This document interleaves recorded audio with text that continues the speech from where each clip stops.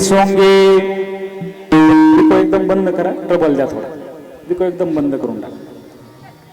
धरी येली सोंगे येणे अवघी पांडुरंगे. ते हे ब्रह्म विटेवरी उभे चंद्रभागी तिरी.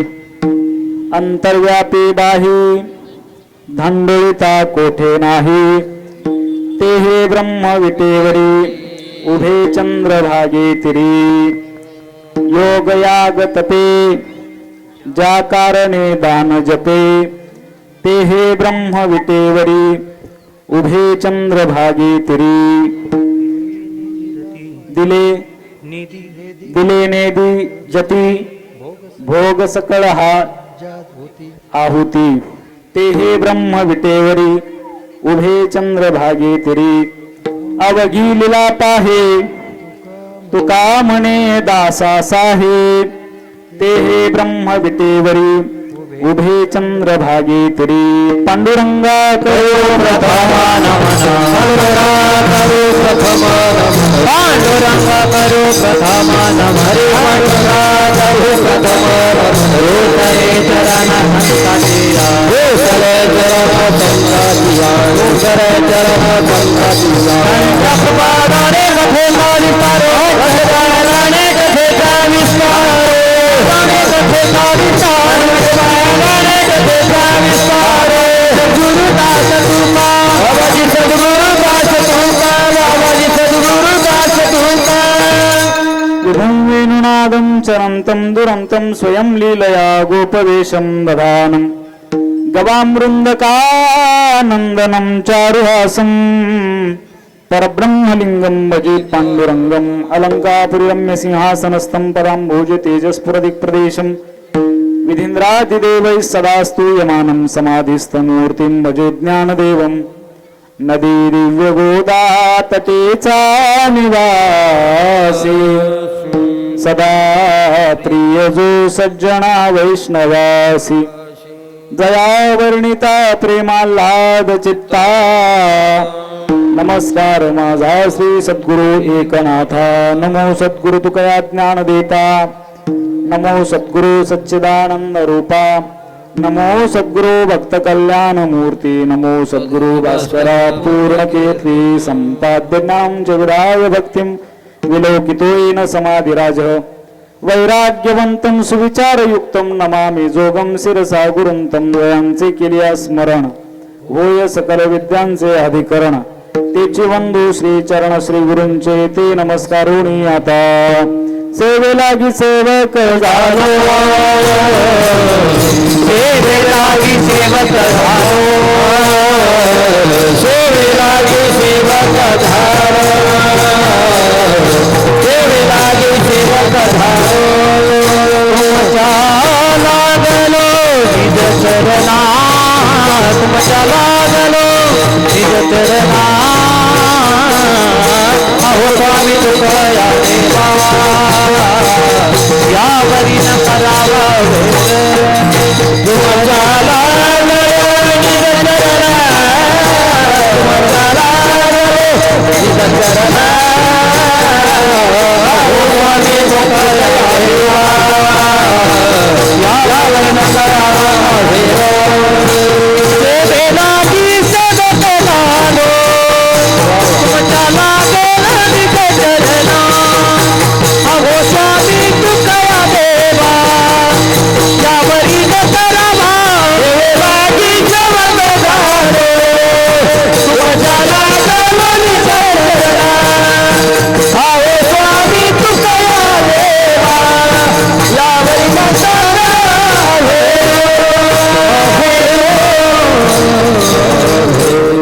मस्तक हे पायावरी यावार करी संतांच्या. धरी येली सोंगे येणे अवघी पांडुरंगे. ते हे ब्रह्म विटेवरी उभे चंद्रभागी तिरी. संत हृदय सम्राट विश्व कल्याण मूर्ती विश्वधारक देहनिवासी श्रीमंत श्री जगद्गुरु तुकाराम महाराज यांच्या अभंग संहितेतील प्रदीर्घ असा 6 चरणाचा अभंग आजच्या सेवेकरिता घेतला असून या अभंगामधून जगद्गुरु तुकाराम महाराज भगवंताने जे अनेक अवतार घेतले त्या अवताराचं मूळ स्वरूप आणि ठिकाण सांगतात. विठ्ठला विठ्ठला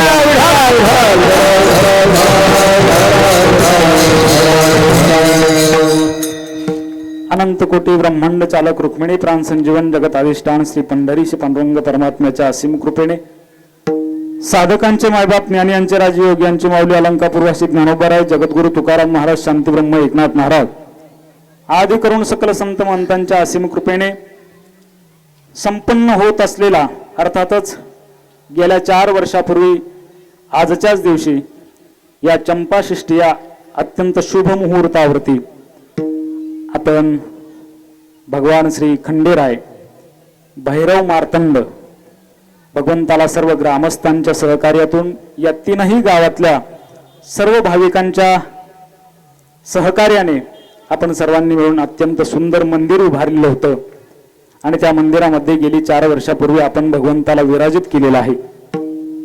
आणि त्या निमित्ताने गेली 4 वर्षापासून आपण या ठिकाणी हा 1 दिवसीय कीर्तन महोत्सव, भगवंताचा अभिषेक, हरिपाठ, दिंडी प्रदक्षिणा आणि प्रसाद असा हा उत्सव आपण गेली 3 वर्षापासून 4 वर्ष मूर्तीला बसून झालेत आणि वर्धापन दिवस हा 3रा आहे. असे आपण गेली 3 वर्षापासून हा अत्यंत सुंदर असा उपक्रम संपन्न करत असतो. आणि या उपक्रमाला अत्यंत सुंदर आणि व्यवस्थित ज्यांचं मार्गदर्शन आहे, मगाशी दिंडीमध्ये बघितलं, मगाशीच म्हणण्यापेक्षा लहानपणापासूनच पाहतोय, पण आत्ताच्या काळामध्ये जर बोलायचं झालं, आज गेली 3 वर्षापासून आपण दिंडी करतो आहोत, पण आजची दिंडी काय अलौकिकच झाली महाराज. आजच्या दिंडीमध्ये सगळ्यात महत्वाचं आकर्षण आणि शोभा जर कोण असेल तर सगळ्या कलसवाल्या माऊल्या होत्या. किती माऊल्या आज.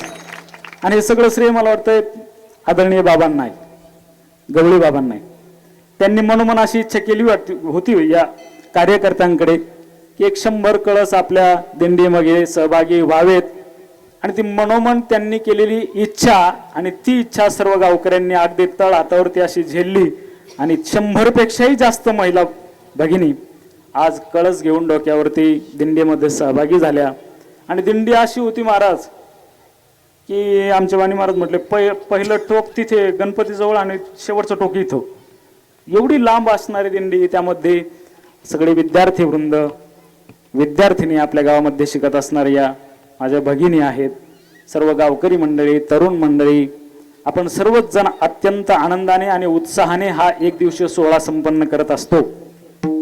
आणि मला असं वाटतंय खरंच या सोहळ्याकरता किंबहुना अनेक जे गावामध्ये धार्मिक कार्यक्रम होतात, सत्संग होतात, त्याकरिता मार्गदर्शन अत्यंत महत्वाचं असतं. कारण धर्ममंडपामधलं काम कोणाला कळतं? जे गावगाड्याचं राजकारण करतात त्यांना कळतं का? जे वारकरी क्षेत्रातले मंडळी आहेत, जे धार्मिक मंडळी आहेत, ज्यांनी जीवन धर्माकरता वाहिलेलं आहे, जे लहानपणापासून यामध्ये अध्ययन करत आहेत, त्यांना यातलं चांगलं कळतं. आणि म्हणूनच एवढं सुंदर नियोजन या ठिकाणी दिसतंय. ही सगळी महाराजांची कृपा आहे बरं का. महाराजांचं हे नियोजन आहे. आणि मला तर वाटतं आज एवढं सुंदर दिसतंय, येत्या अजून 10 ते 15 वर्षांनी इतकंच सुंदर नियोजन दिसणार आहे. कशामुळे म्हणतोय? आज महाराजांच्या आश्रमामध्ये जर आपण पाहिलं तर अनेक बालबाल, एक 10 वर्षाचे, 15 वर्षाचे, 5 वर्षापासून पुढचे सगळेच बालगोपाळ महाराजांकडे गीतेचा पाठ आहे, महाराजांकडे रामायणाचे पाठ सुरू आहेत, हनुमान चालीसेच्या माध्यमातून, गाथा, ज्ञानेश्वरी या अनेकविध ग्रंथांच्या माध्यमातून त्या बाल मनावरती आज संस्कार होत आहेत. आणि येत्या 10 वर्षात आपल्याला खरे आपले संस्कार आणि खरी आपली पुढची पिढी येत्या 10 वर्षात आपल्याला दिसणार आहे. आजचा परिणाम येत्या 10 वर्षात आपल्याला दिसेल. अत्यंत महत्वाचं आणि श्रेष्ठ काम. आता माझा त्यांच्याविषयी त्यांची स्तुती करणे इतका मी मोठा नाही बरं का. त्यांची स्तुती करावी एवढा मोठा मी नाही, पण स्तुती करूच नाही असं नाही. वस्तुस्थिती मी त्यांची तुमच्यासमोर उपस्थित करतो आहे.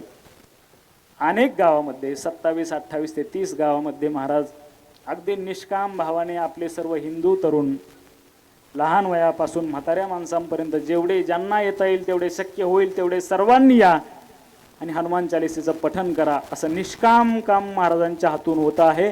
महाराजांच्या चरणावरती मी साष्टांग दंडवत करतो.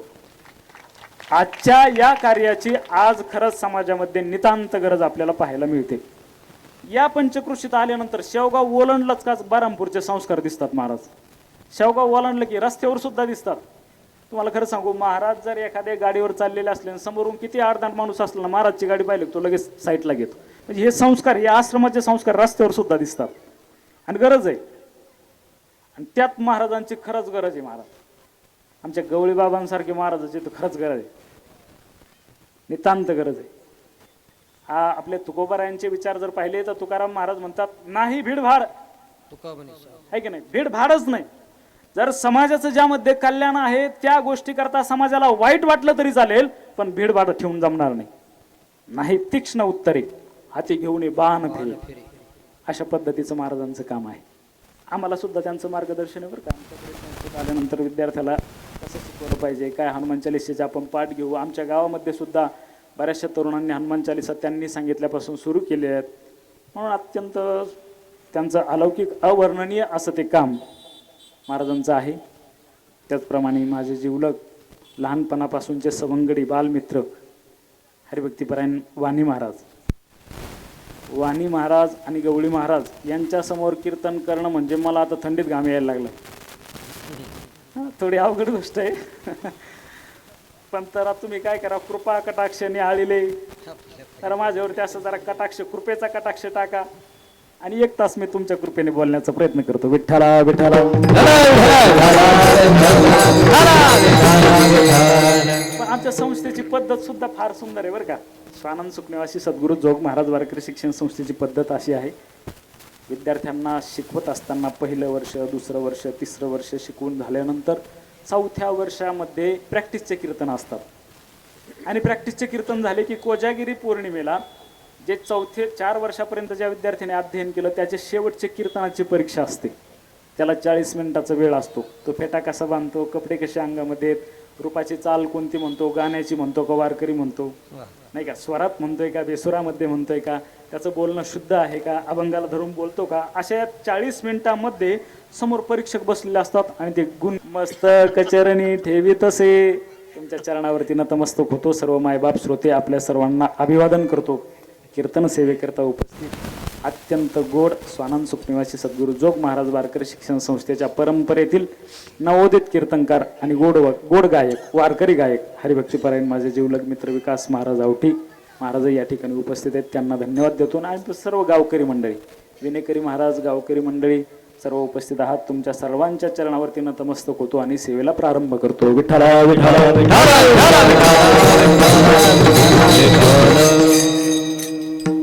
भगवंताने अनेक अवतार घेतलेले आहेत. संत मालिकेमध्ये 10 अवताराचं वर्णन आहे आणि भागवतामध्ये 24 अवताराचं वर्णन आहे. 10 असो, 24 असो किंवा अनेक असो, अनंत अवतार घेसी भक्ता कारणे, घेसी भक्ता कारणे, कनवाळू कुपाळू दिना लागी उद्धरणे. भगवंताने अनेक अवतार घेतलेले आहेत. ते अनेक अवतार परमात्म्याने घेतले, भगवंताने घेतले, पण त्याचं कारण मुख्य काय आहे? त्याचे 3 कारण आपण सर्वांनी ऐकले. त्याचे प्रमुख 3 कारण आहेत. भक्ताकरिता, धर्माकरिता आणि दुष्टांच्या निर्दळाकरिता परमात्मा अवतार घेतो.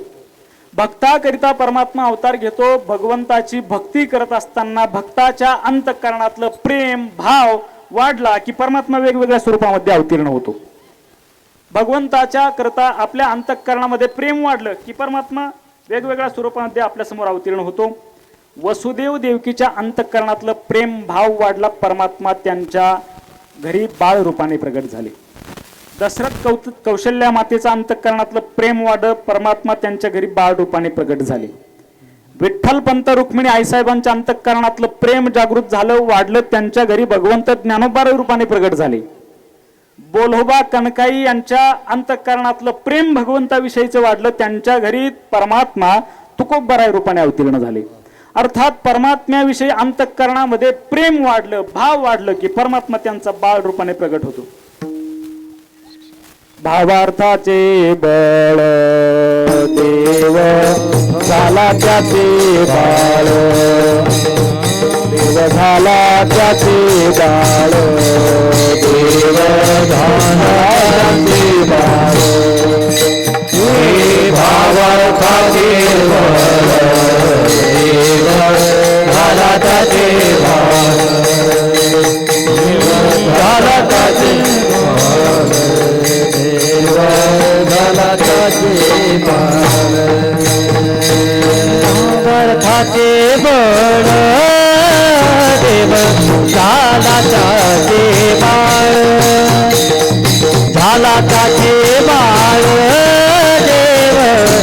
झाला ते बाळावर माझे बाळ देव झाला ते बाळ देव झाला ते बाळ देव झाला ते बाळ. भावार्थाचं म्हणजेच प्रेम अंतःकरणामध्ये भगवत भक्ताच्या देवाविषयी निर्माण झालं की परमात्मा बाळ होतो, परमात्मा बहीण होतो, परमात्मा भाऊ होतो, परमात्मा बाप होतो. अर्थात अंतःकरणामध्ये भगवंताविषयी प्रेम जागृत झालं की परमात्मा आपल्या घरी सगुण रूपाने अवतीर्ण होतो. पण परमात्म्याविषयी प्रेम जागृत होण्याकरता आपण देवाशी संबंध केला पाहिजे.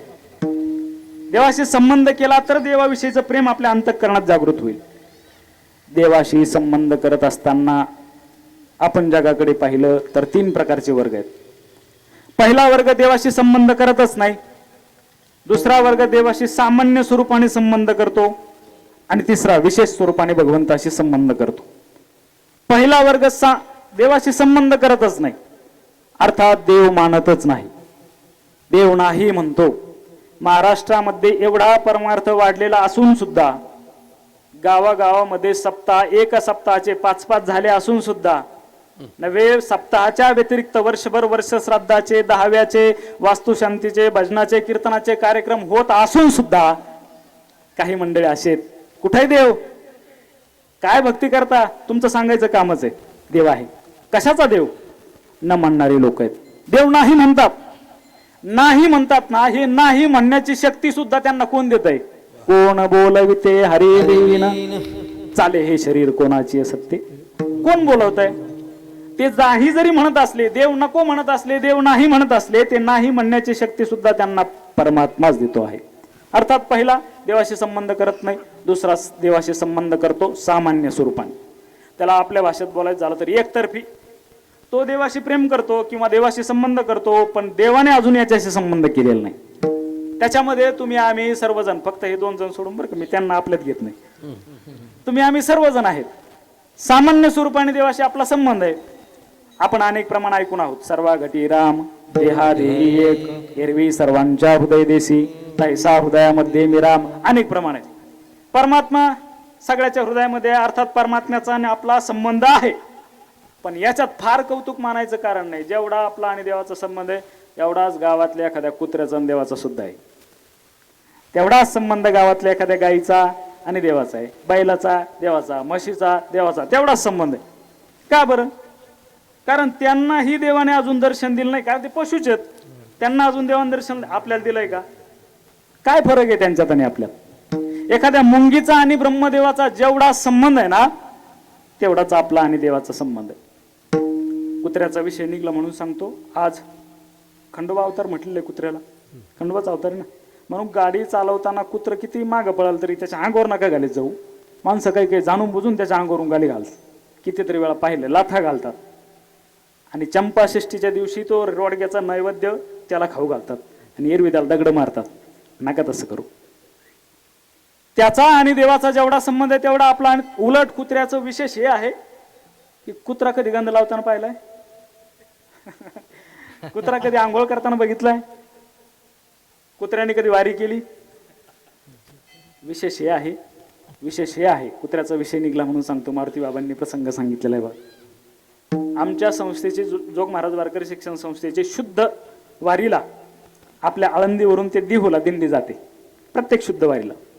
जुन्या काळामध्ये मारुतीबाबा गुरव वगैरे त्या काळामध्ये मग काय झालं, अशी अडचण येते शुद्ध वारीला. कधी कधी अशी अडचण येते बघा, 2 एकादशी कॅलेंडरवरती असतात, स्मार्त आणि भागवत. कधी कधी अशा 2 एकादशी एका तारखेला असतात, 2 तारखेला 2 असतात. मग अडचण अशी यायची, त्यावेळेला देहूला दिंडी जायची शुद्ध वारीला. मारुतीबाबा गुरुवांच्या काळातला हा प्रसंग. पण त्या दिंडीमध्ये संस्थेतून दिंडी निघाल्यानंतर एक कुत्रा त्यांच्यासोबत दिंडीत जायचा. मग मारुतीबाबांना विचारलं, का हो बुवा 2 एकादशी आल्यात, यातली एकादशी नेमकी वारकऱ्यांनी धरायची कोणती? ते म्हटले, आपल्या कुत्र्याच्या समोर चपाती ठेवा, त्याने ज्या दिवशी चपाती खाल्ली नाही त्या दिवशीची एकादशी आपण करायची. ज्ञानोबरायांच्या दरबारात सुद्धा आपण आळंदीला असताना एक कुत्रा होता, पखवादाजवळ बसायचा, पखवादाची कणिक खायचा. म्हणजे कुत्र्याशी आपली तुलना करत नाही बरं मी. उलट ते कुत्रे भाग्यवान आहेत, ते वारीत सोबत आहेत. माऊली त्यांना ग्रामसिंह म्हणतात. माझा मुद्दा इथे आहे की अनेक जे प्राणी आहेत त्यांच्यात आणि आपल्यात बदल नाही, कारण आपल्याला अजून भगवंताने दर्शन दिलेलं नाही.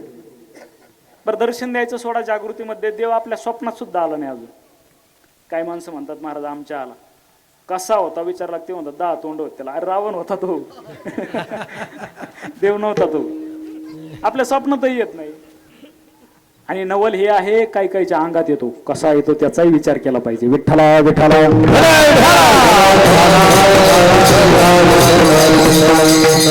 देवाला आपली आठवणच नाही महाराज. देवाच्या आपण ध्यानातच नाहीत, खरंच नाहीत ध्यानात. देव आजपर्यंतचा इतिहास असा आहे, देव फक्त दोघांकरिता या मृत्यू लोकांमध्ये अवतीर्ण झालेले आहेत. कोणाकरिता? एक तर सज्जन नाही तर दुर्जन, या दोघांकरिता झालेले आहेत. बघा, विचार करा. आता मी तुम्हाला प्रश्न विचारतो, तुम्ही फक्त सांगा बरं का, हात वर करा. आता इथे बसलेल्यापैकी सज्जन कोण कोण आहेत? सज्जन इथे बसलेल्यापैकी सज्जन कोण कोण आहेत? याकाने हात वर केला नाही बरं का. उलट जे हात वर करतात का ते दुर्जन आहेत. हात नाही केला, कोणी वर नाही केला, म्हणजे याचा अर्थ आपण दुर्जन आहेत का? अहो नाही ना, तुम्ही दुर्जन आहेत का? कोण कोण आहे सांगा. दुर्जन जर असतो तर इथे कीर्तनात बसलो असतो का? एवढी प्रदक्षिणा आपण केली असते का? आपण वारी केली असते का? आपण फराळ, सगळ्या गोष्टी आपण करतो, आपण दुर्जन नाहीतच. म्हणजे हीच तर अडचण मोठी आहे. आपण सज्जनही नाहीत आणि आपण दुर्जनही नाहीत. विठ्ठला विठ्ठला. अर्जुनाच्या लक्षात आलं, देव परमात्मा घोडे घेऊन पाणी पाजायला गेले, ती येतील, तू सुभद्रे जा बरं पटकन.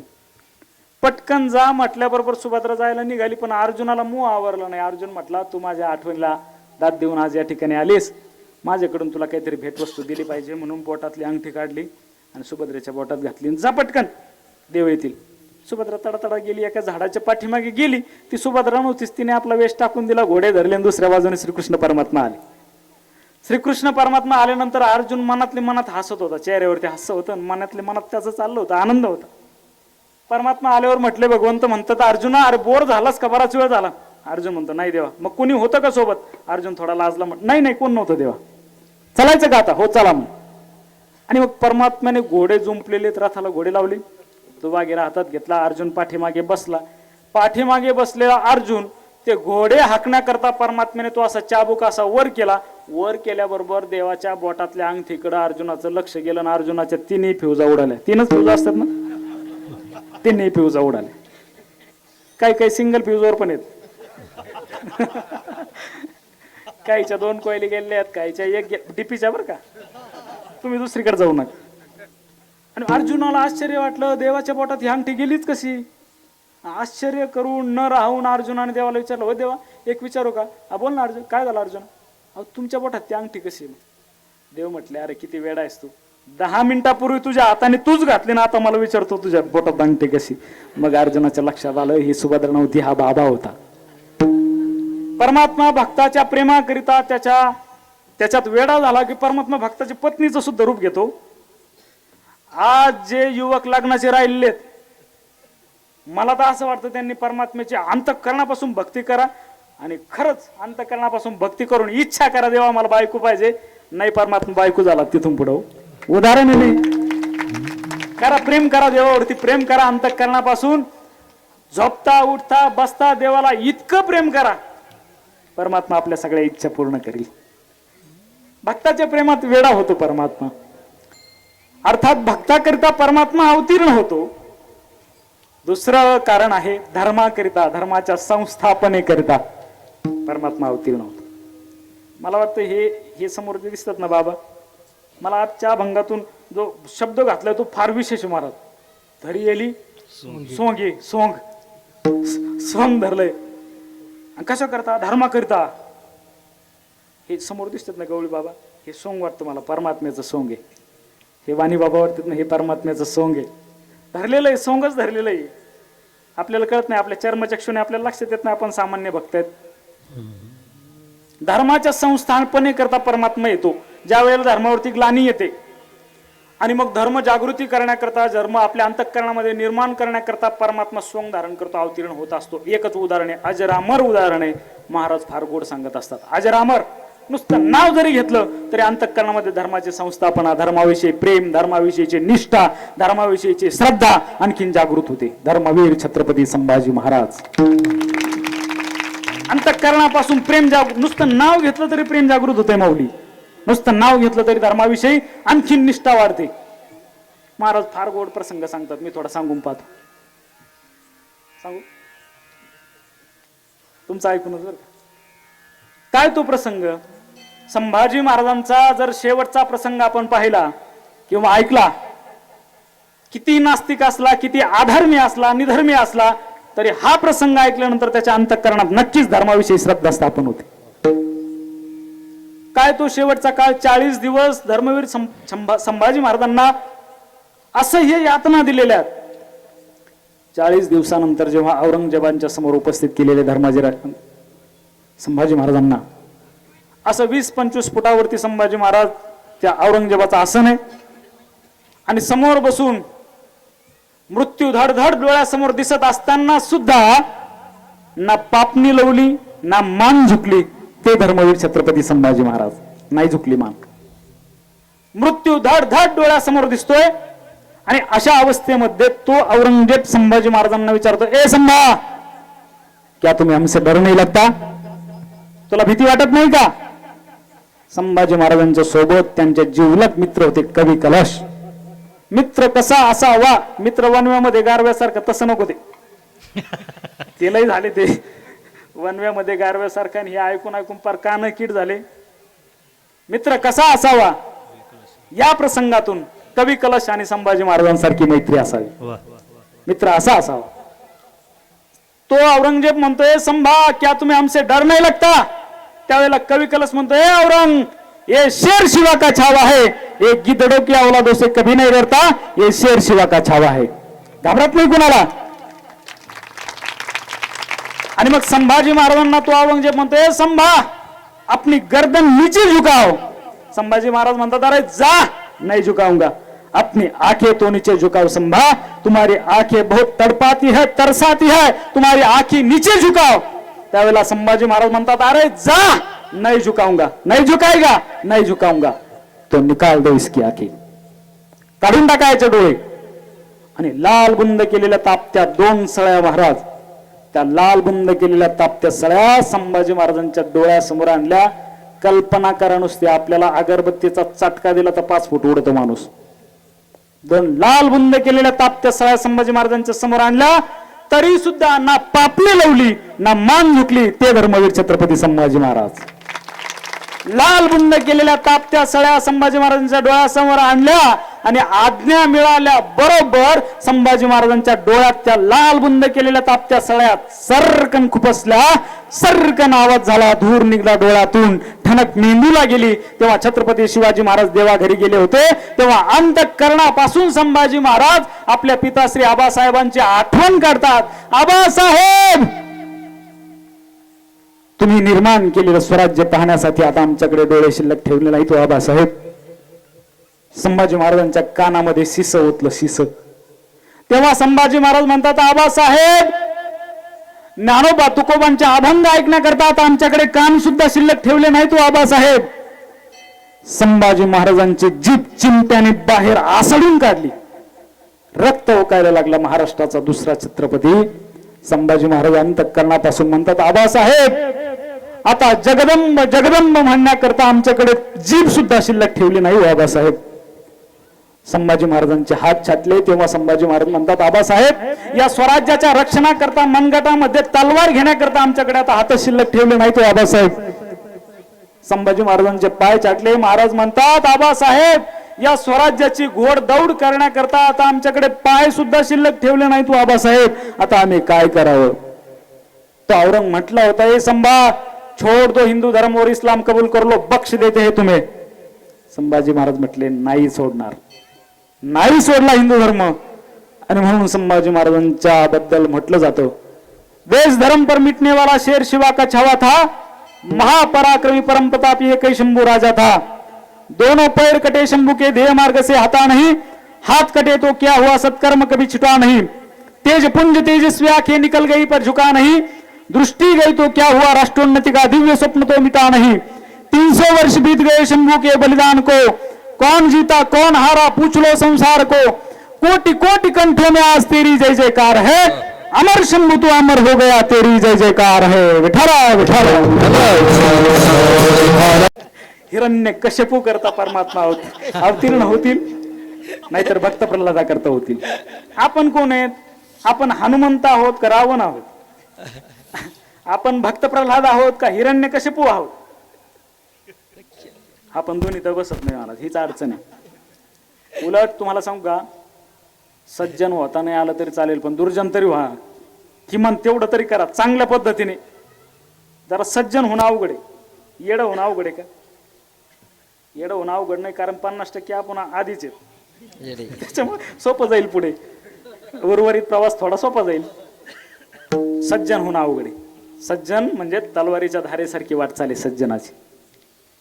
आपण दोन्हीकडे बसत नाहीत, एक तर दुर्जन व्हा नाही तर सज्जन व्हा. परमात्म्याने आपल्याला दर्शन दिलेलं नाही महाराज. परमात्मा भेटेल की नाही त्याच्याकरता आपण सामान्य अवस्थेत आहोत. आपला जो संबंध आहे तो सामान्य स्वरूपाने एकतर्फी आहे. फक्त चाललंय करायचंय, वारी आली वारी करायची, खंडोबाची चंपाषष्ठी आली करायची, आपली तळी उचलायची, भाकरी ते खायचं, काय असेल ते भरी ते आजपासून सुरू करायचं. हे मात्र नियमाने चालू आहे बरं का. भरताचा वांग्याचा नियम काटेकोरपणे पाळायचा आणि चंपाषष्ठीच्या दिवशी बरोबर तळी उचलली का वांग सुरू करायचं. हे नियम काटेकोरपणे. आपण देवाची भक्ती करतो, संबंध करतो, पण एकतर्फी करतो. देवाने आपल्याशी संबंध केलेला नाही. पण तिसरा वर्ग असा आहे, तो परमात्म्यालाही संबंध करायला लावतो, त्याला भक्त वर्ग म्हणतात. अंतःकरणापासून ते भगवंताची भक्ती करतात आणि अंतःकरणामध्ये अनेक इच्छा असतात. देवाने माझं बाळ व्हावं, माझ्या मांडीवरती खेळावं, देवाने माझा भाऊ व्हावा, माझ्यासोबत खेळावं, देवाने माझी बहीण व्हावी, माझ्यावर प्रेम करावं, अशा अनेक भावना. देवाने माझ्याकडे बघावं, डोळे भरून बघावं, माझी दृष्टी कधी परमात्म्याला पाहिल आणि माझी दृष्टी कधी संतुष्ट होईल, अशा अनेक प्रकारची इच्छा त्या भक्ताच्या अंतःकरणामध्ये असतात. तुकोबराय त्याचं वर्णन करतात. काय हे निवतील डोळे, काय हे निवतील डोळे, हे निवातील डोळे, हे निवातील डोळे, सुखते कोणी सोहळे, सुखते कोणी सोहळे, कोणी सोहळे, सुखते कोणी सोहळे, संत पैसे ते नाकाळे, संचित पैसे ते नाकाळे, पैसे काळे, संचित ते नाकाळे, वासनेशी उठल डोळे, वासनेशी उठल डोळे, वासनेशी उठल डोळे, वासनेशी खंडाईला भरवा, खंडाईला करवा, खंडाईला करवा, खंडाईला करवा, खंडाईला करवा,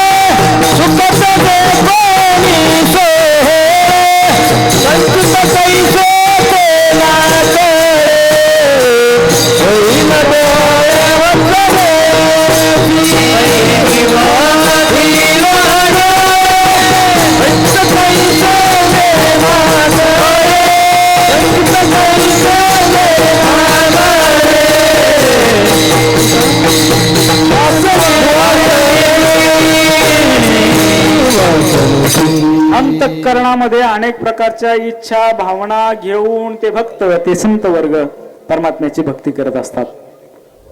आपल्याला एवढं अलौकिक शरीर दिलं, आपणही संतांप्रमाणे भक्ती करू शकतोच ना.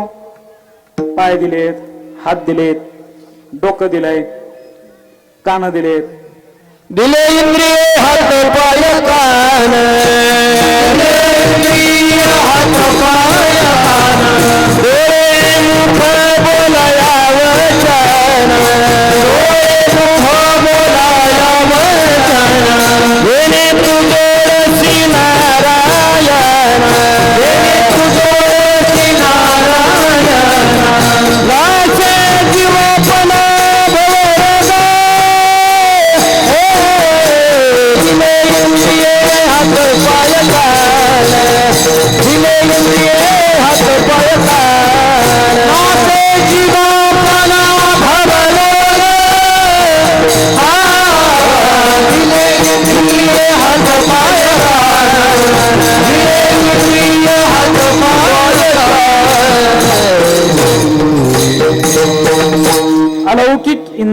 परमात्म्याने दिलेले आहेत. त्याच्यात नाक नाही, पण आमच्या नाकावरले जातात बरं का माणसं, त्याच्यात नाक नाहीये.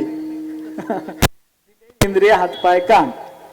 परमात्म्याने अलौकिक शरीर दिलं. परमात्म्याची भक्ती करत असताना तो भक्त जो आहे तो अंतःकरणापासून परमात्म्याची जेव्हा भक्ती करतो तेव्हा सुरुवातीलाच लागलेला जो भक्त आहे ना, परमार्थाला लागलेला जो भक्त आहे, साधक आहे, जेव्हा सुरुवातीलाच जेव्हा माळ घालतो, कपाळाला गंध लावू लागतो, तेव्हा गावातले लोक म्हणत असतात, हा नको सांगू, करून करून भागला ना आता देवपूजेला लागला. हा अनुभव प्रत्येक गावामध्ये, हा अनुभव सगळीकडे आहे. जेव्हा पहिल्यांदा परमार्थाकरिता साधक लागतो, परमार्थामध्ये प्रवृत्त होतो, तेव्हा गावातले लोक तत्कालीन समाज त्याला वेड्यात काढत असतो, मूर्खात काढत असतो. तसं तुकाराम महाराजांना सुद्धा, तुकाराम महाराज जेव्हा अंतःकरणापासून देवाशी संबंध करू लागले, भक्ती करू लागले, तेव्हा गावातल्या लोकांनी तुकोबारायांना वेड म्हटलंच नाव. तुका वेडा अविचार करी बडबड फार, म्हटलंच ना वेडा. तुकाराम महाराज म्हणतात, देवा लोकांनी मला वेड म्हटलं तरी चालेल, लोकांनी मला मूर्ख म्हटलं तरी चालेल, पण देवा तू माझ्याकडे दुर्लक्ष करू नकोस, तू मला एकदा भेट दे. तुकोबाराय परमात्म्याची विनवणी करतात. ये गा तू माय बापा पंढरी चाराया, ये गा तू माय बापा पंढरी चाराया, ये गा तू माय बापा पंढरी चाराया, ये गा तू माय बापा पंढरी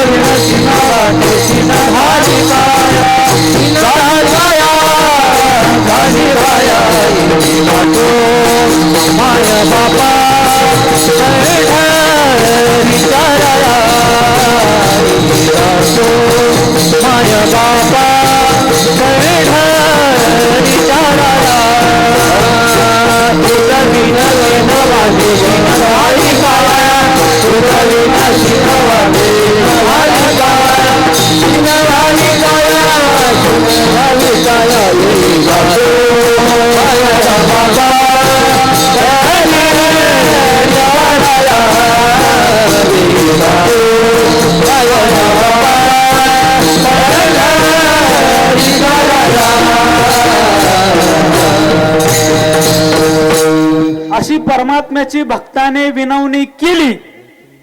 त्या भक्ताच्या अंतःकरणातलं प्रेम जागृत झालं की परमात्मा त्या भक्ताच्या प्रेमात इतका वेडा होतो, वेडा झाला लांचावला भक्तीसाठी तो लांच त्या चटक लागते.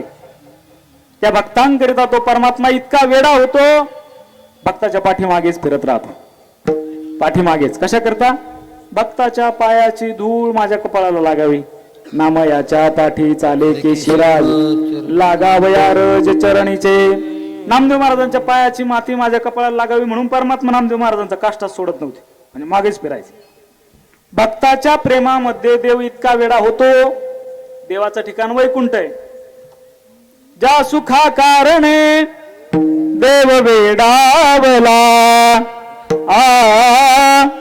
वैकुंठ सोडोनी संत सदनी राहिला.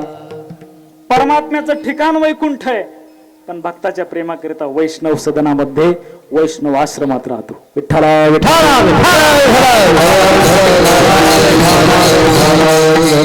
इतका वेडा होतो, इतका वेडा होतो. शहाण्यासाठी कठोर कायदेत, वेड्याचे अनेक फायदे आहेत. शहाण्यासाठी कठोर कायदे आणि वेड्यापणासाठी अनेक फायदे आहेत. जो वेडा झाला की त्याला फायदेच फायदे आहेत. देव वेडा होतो, भक्ताच्या पाठीमागे फिरतो, भक्ताकरिता वेगवेगळे काही करायला तयार होतो. एक प्रसंग सांगतो, तुम्हाला सर्वांना माहिती आहे, तरी सुद्धा माझ्याकडे भांडवल कमी म्हणून सांगून जातो. भागवतामध्ये अशी कथा आलेली आहे की एकदा श्रीकृष्ण परमात्मा अर्जुनाला म्हणतात, अर्जुना घरी बसून बसून बोर झालो, जरा फिरून यायचं का? चला म्हणे देवा. रथ जुंपला, परमात्मा समोर ते वाघेरे घोड्याच्या हातात धरलेला आहे. परमात्मा समोर बसले ना अर्जुन पाठीमागे बसला. रथ उपवनात चालला. उपवनात जाऊन पोहोचला.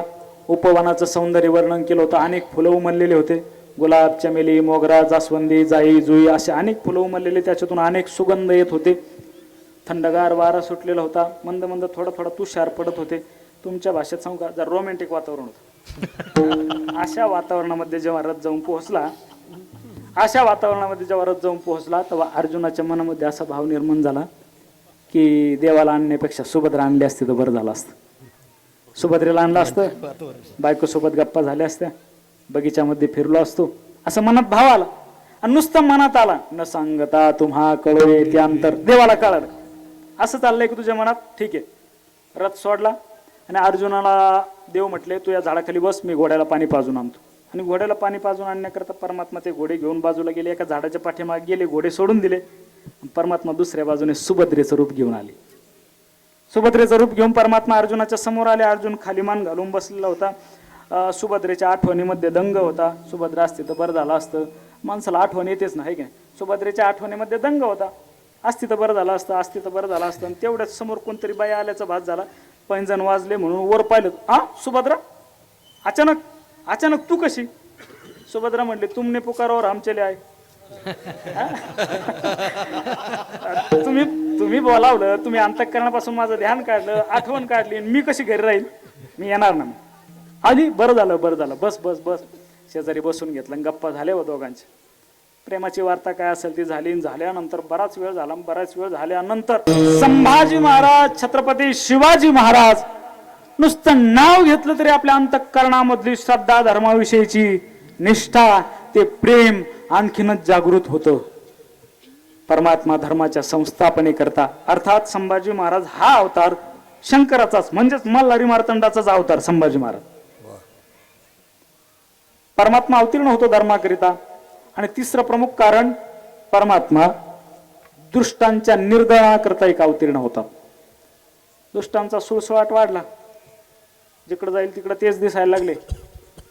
महाराज मंडळी पाहिले की कपाळाच्या आठ्या लगेच सहन होत नाही. महाराज, आपली वृत्ती बदलावी बरं का, थोडीशी वृत्ती बदलाव्या. मी त्या दिवशी आमच्या दहीगावमध्ये बोलत असताना हेच बोललो की आपली अंतःकरणाची वृत्ती बदलली पाहिजे. कारण महाराष्ट्र हा संतांची भूमी आहे. महाराष्ट्र काय राजकीय लोकांची भूमी नाही. महाराष्ट्र ही संतांची भूमी. संत पाहिल्यानंतर आपल्या अंतःकरणामधलं प्रेम जागृत व्हावं. आणि ज्याच्या अंतःकरणात प्रेम जागृत होत नसेल ना, मी त्या दिवशी रामराज्य आणि रावण राज्य सांगत असताना बोल, अंतःकरणातलं प्रेम जर संत पाहिल्यानंतर बरं का प्रेम जागृत व्हावं. संत कोण आहे आज जर आपल्याला पाहायचे झाले तर काय, तुळशी माळ गळा, गोपीचंदन टिळा, हृदय कळवळा वैष्णवाचा. वैष्णवाविषयी हृदयामध्ये कळवळा असावं. समोरून एखादे महाराज पाहिले की नक्कीच अंतःकरणात श्रद्धा, त्यांच्याविषयी पूज्य भावच निर्माण व्हावा. कारण की ते आपल्या हितासाठी धडपड करत असतात. ते आपल्या कल्याणासाठीच रात्रंदिवस भ्रमंती करत असतात. तुम्हाला सोपं वाटतंय? एक महिनाभर सारखं फिरून बघा, तुम्हाला कळेल काय असतं ते, काय प्रवास असतो, काय प्रवासाचं दुःख असतं, हे फिरून बघा, तुमच्या लक्षात येईल. मी फार कमी फिरणार आहे, तरी सुद्धा आता हे फिरणारे महाराज आहेत, आपण पाहतो फार कष्ट आहेत फिरण्यामध्ये. यांच्याकडे पाहिलं की अंतःकरणातली श्रद्धा सोडून द्या महाराज, तिकडं बाहेरच मागं करतात. काय त्यांना अडचण आहे, काय यांच्या गाड्या, काय यांचे कपडे, काय ते थाटण ते असे म्हणतात लोक, असं म्हणतात लोक. पण त्यांचं पूर्व पाप येते, त्यांचं पूर्व पाप. ज्याच्या कर्माने पहा, आपण एक वेळेस देवाला घाबरा किंवा नका घाबरू, पण नक्कीच संतांना घाबरा. परमात्मा जो असतो तो स्वतःला किती त्रास झाला तरी परमात्मा सहन करतो. भक्तांना त्रास झाला की परमात्मा एवढा सुद्धा त्रास सहन करीत नाही. पहा, देवाला वाटेल ते बोलले महाबळभट्टच ना, देवाला वाटेल ते बोलले, याला पुरून टाका, याला गाडून टाका, हा मूळ नक्षत्रावर जन्माला आलेला आहे, याला काय बोलायचं ते सगळं बोलले, याला पुरून टाका, ठेवू नका, यादव कुळाचा नाश करणार आहे. तसं ते खरंच बोलले होते, यादव कुळाचा हे नाश करणार आहे, याला पुरून टाका असं म्हटलेच ना. तोपर्यंत परमात्म्याने ऐकलं. पण यशोदा माता म्हणते, तुम्ही असं कसं बोलता? परवाच तर गर्गाचार्य आले होते आणि त्यांनी तर यांचं भविष्य उत्तम सांगितलं, परमात्मा तुमच्या कुळात आले असं म्हटल्या बरोबर तो महाबळभट म्हटला, काय कळतं त्या गर्गाचार्यांना? असं म्हटल्या बरोबर आमचे परमपूज्य प्रातस्मरणीय वैकुंठवासी वैद्य बाबा फार गोड उदाहरण सांगायचे महाराज. वैद्य बाबांची मला आठवण, आम्हाला सगळ्यालाच, आपल्याला बाबांना पण सर्वांनाच आम्हाला बाबांची आठवण प्रत्येक कीर्तनात होते म्हणजे होतेच. बाबा फार गोड सांगायचे. त्याला बसण्याकरता जो पाठ दिला होता, पाठीला एक पाठ होता, पुढे पंचांगाला एक पाठ होता. गर्गाचार्यांना जसा तो बोलला तसं परमात्म्याने पाठीच्या पाठाला आज्ञा दिली, जा माग म्हणे. असा पाठ काय म्हणायचे बाबा, चिंग चिंग चिंग चिंग चिंग चिंग चिंगाट असा पाठ माग गेला म्हणायचे. आणि असा तुफान वेगाने पाठ आला, धडकन त्याच्या पाठीवरती पडला. पुढच्या पंचांगाच्या पाठाला आज्ञा केली, तो असा लांब गेला, पुढून परत तोंडावर येऊन आला. बाबा इतकं गोड सांगायचे बघा. अर्थात देवाला वाटेल ते बोला, शिव्या द्या, काय भांडायचं ते भांडा. 100 वेळा शिशुपाळाने शिव्या दिल्या, परमात्म्याने सहन केलं, पण भक्ताला बोललेलो मात्र वारकऱ्या सहत गोविंदा नाही त्याचे, नाही त्याचे, सहत गोविंदा नाही त्याचे, नाही त्याचे, जग गोविंद नाही त्याचे, नाही त्याचे, जग गोविंद नाही त्याचे. हरिजनाची कोणा न भळावी निंदा, सहत गोविंदा नाही त्याचे, सहत गोविंदा नाही त्याचे.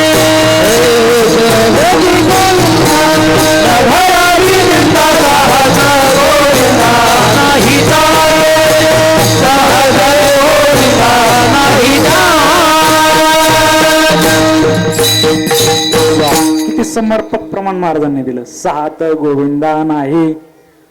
परमात्म्याला सहन होत नाही. पा काय सहन होत नाही, हरिजनाची निंदा देवाला सहनच होत नाही. म्हणून आजपासून आपल्याकडून जर एखाद्या वारकऱ्याची मागे झाले असेल तर पाहू नका, मागे झाले ते पाहू नका, पुढे जामीन आहे तुका. पण आजपासून मात्र संकल्पच करा, आजपासून मी माझ्या कानाला हात लावतो, हरिजनाची निंदा करणार नाही, त्यांच्याविषयी पूज्य भाव मनात ठेवील, त्यांच्याविषयी श्रद्धा मनात ठेवील, असा आपण संकल्पच करावा. आपण सर्व हरिजनच आहेत, कपाळाला गंधे, गाळ्यात माळी आहेत, सगळे हरिजनच आहेत. हरिजनाची म्हणजे एकमेकाची निंदाच आपल्याकडून घडायला नको. हरिजनाची निंदा घडली की परमात्मा सहनच करत नाही, त्याची गदा लगे वरून असतेच तयार. आणि मग संसारात इतक्या गदा पडतात आपल्याला कळतच नाही गदा कस काय पडली हो आपल्यावर. त्याचं मूळ कारण हे असतं, आपल्याकडून कोणाच तरी निंदा घडलेली असते, हरिजनाची निंदा घडलेली असते, वैष्णवाची निंदा घडलेली असते. मोठा खड्डा येतो, दवाखाना चाला महाराज, गेले 1,00,000-2 लाख रुपये. हरिजनाची कोणा न घडावी निंदा, होतं ना असं. मग आपल्याकडून ते होऊ नये. अर्थात परमात्मा भक्ताकरिता, धर्माच्या संस्थापनेकरिता आणि दुष्टांच्या जेव्हा हे दुष्ट लोक उन्मत्त होतात तेव्हा परमात्मा अवतीर्ण. आजची कथा अशीच आहे माझ्या वाचण्यानुसार तरी. कृतयुगामध्ये भगवान ब्रह्मदेवाची उपासना, खाली बस. कृतयुगामध्ये भगवान ब्रह्मदेवाची उपासना 2 दैत्यांनी केली, कठोर तपश्चर्या केली. त्यांचं नाव मणी आणि मल्ल. मणी दैत्य आणि मल्ल दैत्य, अशा 2 दैत्य भगवान ब्रह्मदेवाची त्यांनी कृतयुगामध्ये उपासना केली, तपश्चर्या केली. भगवान ब्रह्मदेवाला प्रसन्न करून घेतलं. प्रसन्न करून घेतल्यानंतर मागा तुम्हाला काय पाहिजे. आता कोणत्या दैत्याची मागणी अशी हो, आम्हाला हरिजनाची सेवा घडावी. दैत्य असं मागतात, आम्हाला सत्कर्मामध्ये आमचा खर्च व्हावा, आमच्याकडून सत्कर्म घडावा, असं दैत्य मागत असत. दैत्य या दोन्ही दैत्याने मागून घेतलं, आम्हाला कोणीच पराभव आमचा केला नाही पाहिजे. तथा असतो म्हटलं. सगळ्या जगात त्यांचा हाहाकार माजला. त्रास देऊ लागले, यज्ञाचा विध्वंस करू लागले, ऋषीमुनींना त्रास देऊ लागले, लोकांना त्रास देऊ लागले. आणि मग सगळे साधू संत ऋषीमुनी भगवान महाविष्णूकडे गेले आणि देवाकडे जाऊन देवाला सांगितलं, देवा हे असं असं चाललंय, 2 दैत्याचा फार त्रास होतो आहे. आणि मग भगवान महाविष्णूंनी भगवान शंकराला सांगितलं, या 2 दैत्याचा तुम्हाला निपात करावा लागेल. आणि मग भगवान महादेवाने, शंकराने तो अवतार घेतला. तो अवतार म्हणजे मल्हारी मार्तंड, भैरव मार्तंड, मार्तंड भैरव असं आहे. मार्तंड भैरव मल्हारी हा परमात्म्याने अवतार घेतला. परमात्म्याने अवतार घेऊन मणी दैत्याची छाती फोडली. छाती फोडून त्याला जमीन दोस्त केलं. पण शेवटी तो म्हटलं, देवा आता माझ्या लक्षात आलेलं आहे, पण मला एक अपेक्षा आहे, माझी एक इच्छा आहे. त्यावेळेला देव म्हटले, काय इच्छा आहे. माझी एकच इच्छा आहे, माझं मस्तक तुमच्या चरणाखाली असावं आणि माझा अश्वारूढ पुतळा तुमच्या शेजारी असावं. परमात्मा तथास्तु म्हटले. त्या दैत्य मल्ल्याचं मस्तक, तो मणी दैत्याचं मस्तक परमात्म्याच्या पायाखाली आणि शेजारी त्यांचा पुतळा आहे. आणि दुसरा जो मणी दैत्य आहे, परमात्म्याने मल्ल दैत्य, त्याचा परमात्म्याने पराभव केला. तो शरण आला, म्हटलं, देवा माझी एक इच्छा आहे, माझी एक अपेक्षा आहे. काय अपेक्षा आहे. तो म्हटलं माझं नाव तुमच्या नावाच्या अगोदर लागावं. त्याचं नाव होतं मल्ल. माझं नाव तुमच्या नावाच्या अगोदर लागावं. भगवान परमात्मा तथास्तु म्हटले. तेव्हापासून मल्हारी मार्तंड असं झालं. विठ्ठला विठ्ठला. आणि म्हणून परमात्म्याने हे जे अवतार आहेत, अनेक अवतार आहेत, त्यामध्ये परमात्म्याने खंडोबा असतील, भैरोबा असतील, म्हसोबा असतील, देवी देवता सगळे देवो देवी मीची पाही, सगळे मीच आहेत असे परमात्म्याने अनेक अवतार घेतले. त्याचं मूळ स्वरूप जर कोणतं असेल तर विटेवर उभा असणार तो पांडुरंग परमात्मा. अभंगाचं पहिलं चरण.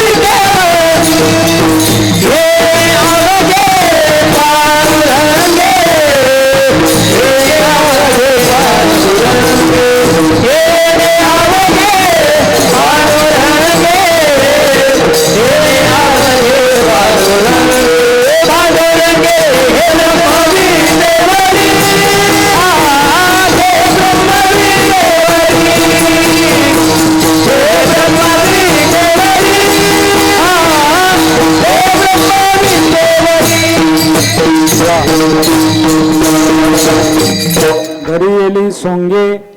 वा वा, फार गोड प्रमाण. येणे अवघी पांडुरंगे. परमात्म्याने सोंग धारण केले. कोणी? येणे अवघी पांडुरंगी. पांडुरंगाने हे सगळे सोंग धरलेले आहेत. मी म्हटलो देवो देवी मीची पाही, हे सगळे सोंग त्याचेच आहेत. अर्थात देवाचे जे अवतार झाले ते सगळे त्याचेच, संतांचे जे अवतार झाले हे सगळे सोंग त्याचेच. ज्ञानोबरायांचा विचार केला. लोपले ज्ञान जगी इतने नती कोणी, अवतार पांडुरंग नाव ठेविले ज्ञानी. पांडुरंगाचाच अवतार, त्यानेच धरलेलं सोंग आहे. तुकाराम महाराजांचा विचार केला तर तुकाराम महाराजांचं सोंग सुद्धा त्यानेच धरलेलं आहे. संतांचं सुद्धा.